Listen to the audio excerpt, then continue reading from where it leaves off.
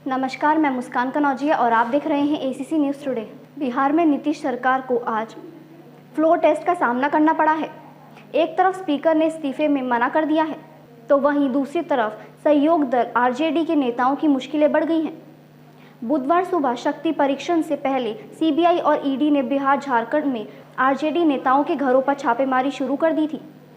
खास बात यह है कि छापेमारी की सूची लगातार बढ़ती जा रही है। अब तक 24 ठिकानों पर रेड मारी जा रही है। ताज़ा नाम राबड़ी देवी के निजी सचिव नागमणि यादव और पूर्व विधायक राजद आबू दोजाना का है। वहीं एमएलसी सुनील सिंह के घर छापेमारी को लेकर विरोध प्रदर्शन भी शुरू हो गया है। आरजेडी के कार्यकर्ताओं और सुनील सिंह के समर्थन में उनके घर के बाहर खड़े होकर नारेबाजी कर रहे हैं। आरजेडी का कहना है कि ये छापेमारी बीजेपी के इशारे पर हुई है और वहीं बीजेपी का भी रिएक्शन आया है। बीजेपी नेता रामेश्वर चौरसिया ने कहा है कि कुछ मिलता है तभी सीबीआई जाती है। आज सुबह शुरू हुई छापेमारी में करीब 45 लोगों की टीम शामिल है। आरजेडी के राज्यसभा सांसद अशफाक करीम के घर पर छापेमारी चल रही है। इसके साथ ही एक और राज्यसभा सांसद डॉक्टर फैराज अहमद के मधुबनी में ठिकानों पर ईडी की छापेमारी चल रही है। आरजेडी के कुछ 4 नेता राडप पर हैं। इनमें राबड़ी देवी की निजी सचिव नागमणि यादव और पूर्व विधायक राजद आबू दोजाना भी शामिल हैं। इसके साथ ही सुनील सिंह के यहाँ भी रेड चल रही है। वहीं छापेमारी के बीच बिहार की पूर्व मुख्यमंत्री राबड़ी देवी का भी बड़ा बयान सामने आया है।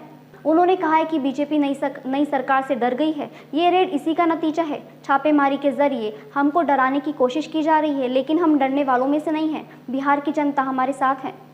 छापेमारी को लेकर सुनील सिंह की पहली प्रतिक्रिया सामने आई है। सुनील सिंह ने इसे रेड नहीं बल्कि बीजेपी की साजिश बताया है।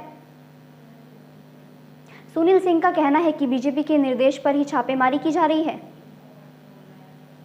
वहीं इस छापेमारी को लेकर आरजेडी नेता मनोज झा ने कहा है कि इसे एजेंसियों की छापेमारी ना कहिए, इसे बीजेपी के संगठनों की छापेमारी कहिए। हमारे नेता तेजस्वी यादव ने सरकार बनने के बाद ही कहा कि आइए हमारे घर में दफ्तर खोल लीजिए। दिल्ली से लेकर महाराष्ट्र तक बीजेपी सिर्फ इन संगठनों का दुरुपयोग कर रही है, जो पूरे देश देख रहा है। जब बीजेपी सत्ता से बाहर होगी तो ये भी ईडी और सीबीआई की जद में आएंगे। सुनील सिंह के अलावा आरजेडी के 2 और बड़े नेताओं के घर भी छापेमारी हो रही है। आरजेडी के राज्यसभा सांसद अशफाक करीम के घर में भी छापेमारी चल रही है।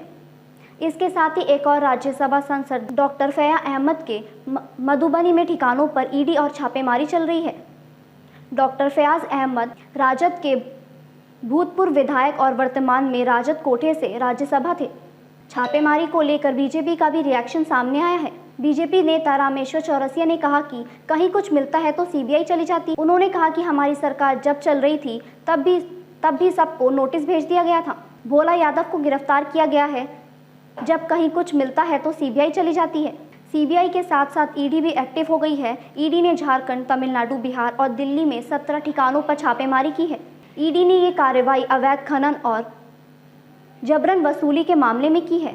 ये छापे प्रेम प्रकाश से जुड़े ठिकानों पर बताए जा रहे हैं। प्रेम प्रकाश के राजनेताओं के साथ मजबूत संबंध बनाए जाते हैं। झारखंड के सीएम हेमंत सोरेन के विधायक प्रतिनिधि पंकज मिश्रा ने पूछताछ के बाद से ये छापेमारी की गई है।